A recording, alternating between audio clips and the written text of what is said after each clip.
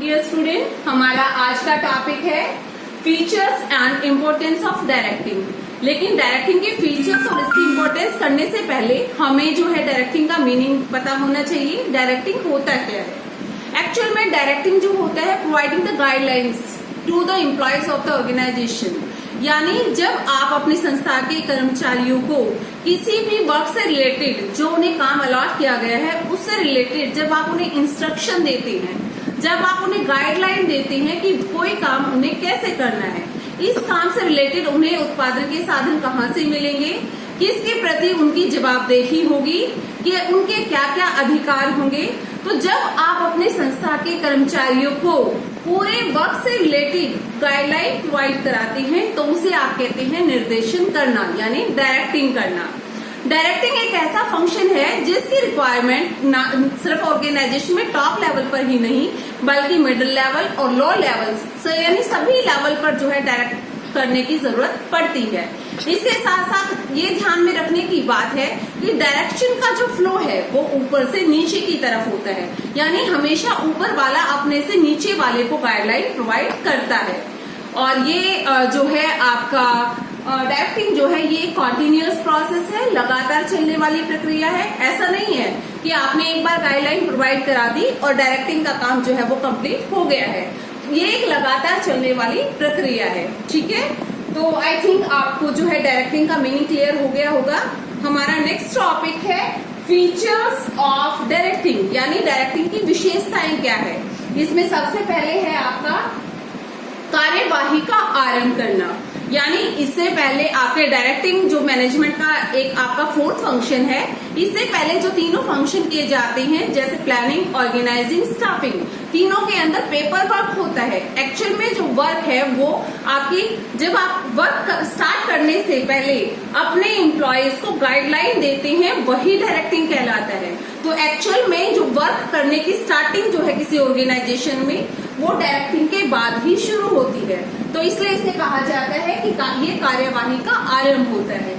Second है प्रत्येक स्तर पर आवश्यक, यानी required to all the levels of the organisation. Top level वाला जो है मिडिल लेवल को डायरेक्शन देता है, मिडिल लेवल वाला लो लेवल को डायरेक्शन देता है और लो लेवल वाला जो है अपनी संस्था के एम्प्लॉयज को डायरेक्ट करता है। तो इस तरह से डायरेक्टिंग की जरूरत जो है सिर्फ टॉप लेवल पर नहीं बल्कि संस्था के हर लेवल पर इसकी रिक्वायरमेंट होती है। थर्ड है सतत प्रक्रिया, यानी कॉन्टिन्यूअस प्रोसेस। डायरेक्टिंग जो है एक लगातार चलने वाली प्रक्रिया है। ऐसा नहीं है कि एक बार आपने गाइडलाइन दे दी और आपका काम खत्म हो गया, ऐसा नहीं है। आपने एक बार गाइडलाइन दी, आपके जो लो लेवल पर हैं, जो एम्प्लॉयज हैं वो उसके अकॉर्डिंग काम करते हैं, उसके बाद आप फर्दर डायरेक्ट करते हैं। इस तरह से आपके डायरेक्टिंग का प्रोसीजर तब तक चलता रहता है जब तक कि ऑर्गेनाइजेशन का ऑब्जेक्टिव जो है वो पूरा नहीं हो जाता। तो ये एक लगातार चलने वाली प्रक्रिया है, इसलिए इसे कॉन्टिन्यूअस प्रोसेस कहा जाता है। नेक्स्ट है प्रवाह ऊपर से नीचे की ओर। डायरेक्टिंग का जो फ्लो होता है वो ऊपर से नीचे की ओर होता है, यानी हमेशा ऊपर वाला अपने से नीचे वाले को डायरेक्शन देता है, अपने नीचे वाले को गाइडलाइन प्रोवाइड कराता है। तो हमेशा जो है चाहे ये टॉप लेवल पर डायरेक्टिंग का काम हो, चाहे मिडिल लेवल पर हो, चाहे लो लेवल पर हो, लेकिन गाइडलाइन का जो फ्लो है वो हमेशा ऊपर से नीचे की तरफ ही चलता रहेगा। तो इसके साथ ही आपका जो है फीचर वाला टॉपिक कंप्लीट हो गया है। नेक्स्ट है इम्पोर्टेंस ऑफ डायरेक्टिंग, यानी इसकी इम्पोर्टेंस क्या है, इसका महत्व क्या है। फर्स्ट है संगठन में संतुलन।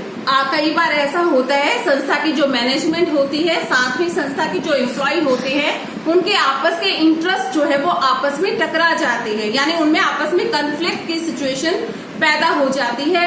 लेकिन डायरेक्टिंग में आप इंस्ट्रक्शन प्रोवाइड करके, आप गाइडलाइन प्रोवाइड करके आप अपनी मैनेजमेंट और एम्प्लॉयज के बीच में बैलेंस बनाते हैं, जिससे संस्था का उद्देश्य भी आसानी से पूरा हो जाता है। सेकंड है कर्मचारियों के प्रयासों में समन्वय।